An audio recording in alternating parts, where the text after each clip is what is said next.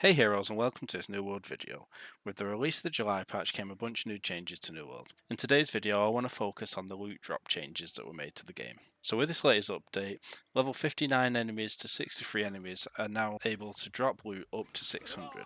They can still drop loot between 500 and 600 and it's not always guaranteed to be above 590, but it has opened up the options for more named items to be dropped at that level if you farm it for long enough. Today we're going to focus on the Skysong Crypt, and there's 4 enemies there with new loot that you can obtain in possible 590 plus to level that up to legendary. So the first one is Ivan the Inevitable. You can find him up in Ebonscale, just here on the map, and he's just there inside the church.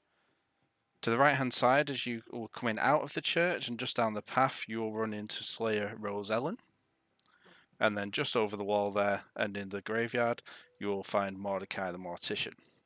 If you run up the hill behind Mordecai and kind of U-turn and run along the path until you get to the statue, you will find Farley.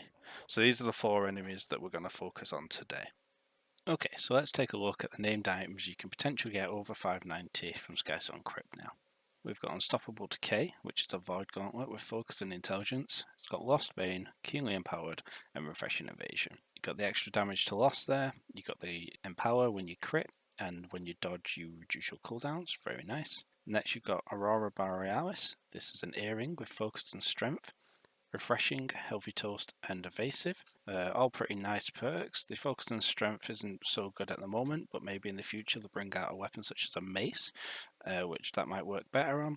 And then the Evasive in that situation would be good if you're the healer, reducing the threat. So it could be a potentially nice piece in the future. Next you've got this Ice Gauntlet. I'm not even going to try and pronounce that.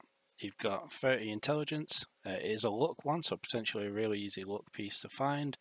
And then you've got Deadly Frost and Refreshing Move. Refreshing Move decreasing your cooldowns when you attack.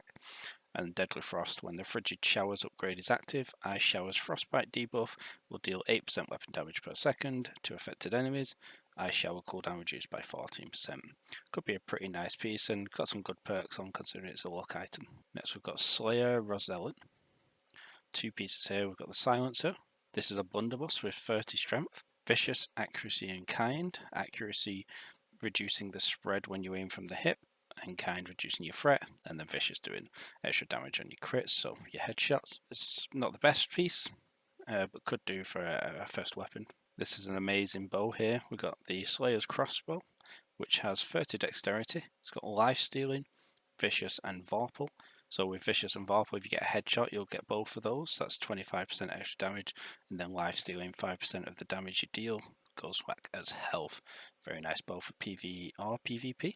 Next we've got Mordecai the Mortician. He's got the 5th floor. So this is a blunderbuss with 30 strength, Keenly Jagged, which applies bleed on crit, Keen, which increases your critical chance, and then Mortal Lifesteal, which is an upgrade. When you kill something, gain 6.8% health, and this can happen every second now. So this weapon a lot better than before when it was every 6 seconds, and the health was about 4%. Got Rigor Mortis. Ice Gauntlet with Constitution, Siphoning Blow, Iced Refresh, and Chain Fire. Not the best piece, but Siphoning Blow gives you mana when you hit. Iced Refresh reduces your cooldowns when you kill something with Mighty Spike, and then Chain Fire kind of locks in your gem choices for elements there with that. So it's not the best piece, not the worst piece. And then Farley has got 1 piece, which is the Burden of Despair of the Scholar. This is a medium headpiece with Intelligence, Empowering Fireball, which deals 31% extra damage when you hit with Fireball. Refreshing Ward, which reduces your cooldowns when you get hit, not my favourite perk of all time. And then Vigour, which reduces your burn, bleed and poison 10% quicker. Medium Headwear isn't really built into any max weight loadouts, but if you've no better pieces then you may use that. Thanks for watching. If you enjoyed this video, please like and subscribe, and I'll catch you next time.